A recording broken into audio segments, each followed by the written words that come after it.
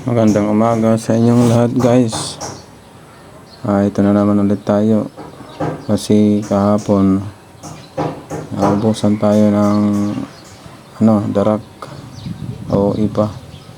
Ngayon pumili ako ng kalating sako at dadalhin natin sa bukid para i-mix natin sa breeder pellet kasi mahal ang feeds ngayon. So para mabawasan ang gastos, gagamit tayo ng darak o ipa para ipanghalo natin sa pagkain sa ating inahin.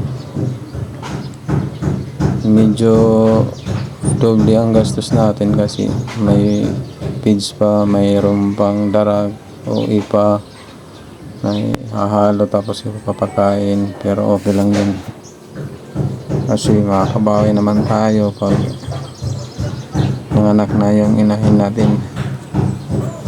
Kaya yun na linagay ko na sa tub kasi yun naman ang lalagyan ko dyan sa tub para hindi mapanis at magkaroon ng molds.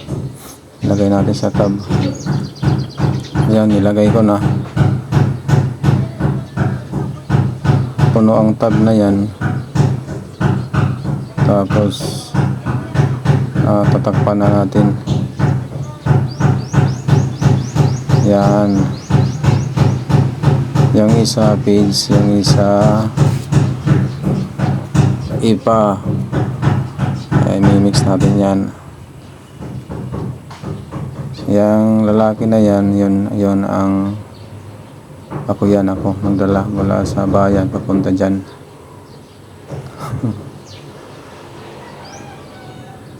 Magaan lang naman yan kasi ipa.